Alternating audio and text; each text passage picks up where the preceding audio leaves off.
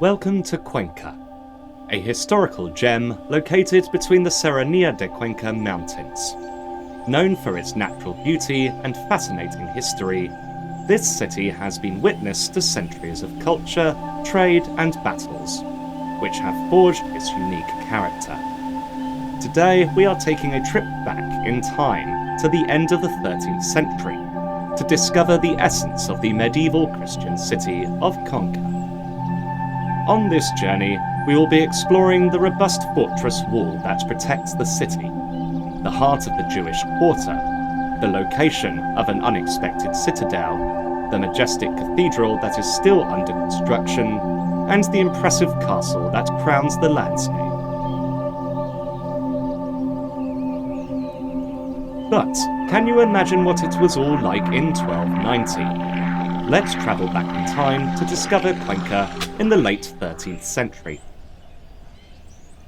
After the Christian conquest in 1177, led by Alfonso VIII of Castile, Cuenca started to flourish as one of the most important cities in the kingdom.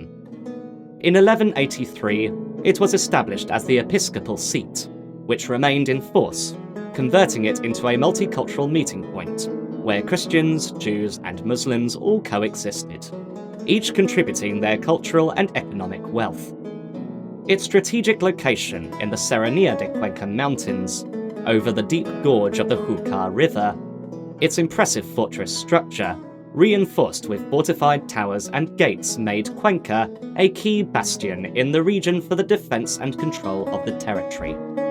The irregular street plan and the surrounding buildings, with wooden cantilevered balconies and stone facades, reflects the mixture of Christian and Mudéjar influences, as well as the austerity and grandeur of a city preparing to withstand the passage of time and the storms of history. What's more, the cathedral, the construction of which was started shortly after the conquest and continued throughout the 13th century, was built as a symbol of Cuenca's faith and strength during this period. We are standing in front of the San Martín door, opposite the imposing wall that circles Cuenca. Built in limestone and reinforced by towers or flanking towers, this wall not only offers security to its inhabitants, but also demonstrates the power of the city against invaders. If we go closer, we can appreciate the different phases of the wall's construction. The first wall in Cuenca was built during the Muslim rule, under the Caliphate of Córdoba, and later it was extended by the Almoravids at the start of the 12th century. The Islamic wall was made with lime mortar, spicatum, and some masonry, adapting to the irregularity of the terrain. It also incorporated rectangular towers. After Cuenca was reconquered by Alfonso VIII in 1177, the wall was reinforced and extended to consolidate the Christian domain, safeguarding the city from any further Muslim invasions. The Christian modification included the integration of limestone masonry and more solid techniques to improve the structure's strength. Semicircular towers and new reinforced doors were added to protect the entrance to the city, like the San Miguel door. Others include the doors of Valencia, La Trinidad, and San Juan. These were to become the city's key access points.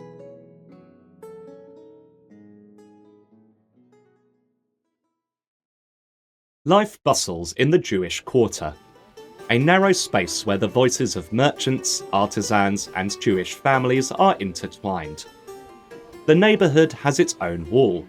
Its houses and the synagogue are testimony to a rich and diverse coexistence, where the Hebrew culture contributes to the splendor of Cuenca.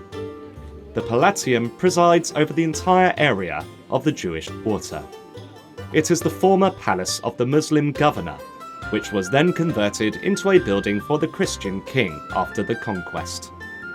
It is organized around a large residential and administrative pavilion, which opens into a gardened area. The Jewish community of Cuenca was influential and played a crucial role in the local economy. Many Jews engaged in commerce, crafts, and financial activities as lenders, a trade forbidden to Christians. The Jewish communities in Castile were owned by the king and were subject to specific taxes, along with different laws that regulated their behaviour and rights. Despite these restrictions, the Jewish quarter of Cuenca enjoyed some internal autonomy and prospered until the Great Assault, or Pogrom, of 1391. As we've already said, in Cuenca the Christian, Jewish and Muslim cultures lived side by side, each of them with their own places of worship and traditions, which enriched the city life. We are going to step inside the spiritual heart of the Christian culture, the Cathedral of St. Mary and St. Julian.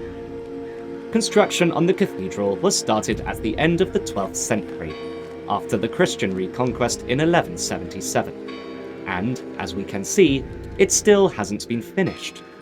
The scaffolding tells us about these works on the Gothic facade, which still raise its arches towards heaven.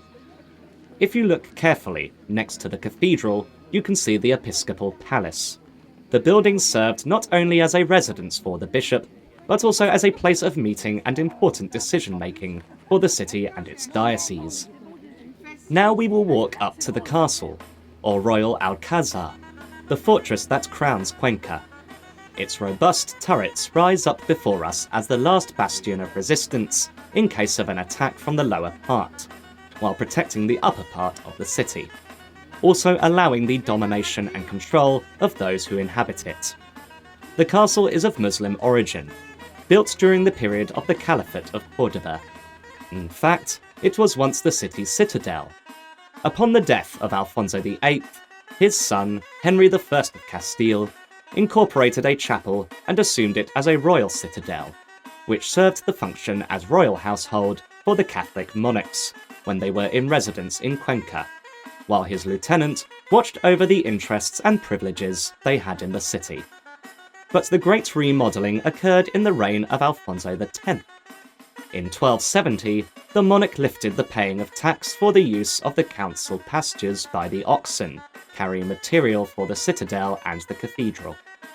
The ancient Islamic towers were lined with Cyclopean masonry, which made them more resistant to the projectiles fired by the enemy during a siege.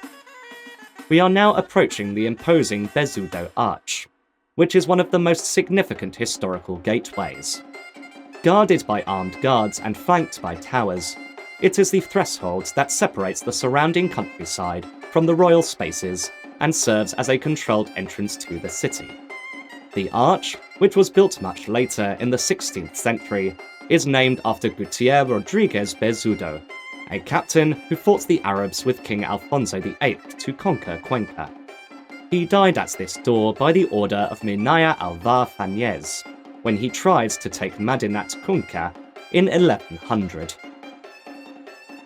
This was Cuenca at the end of the 13th century, when the project of a Christian city was completed, with robust walls, a monumental royal citadel, lively streets, and a cathedral that aspired to touch heaven.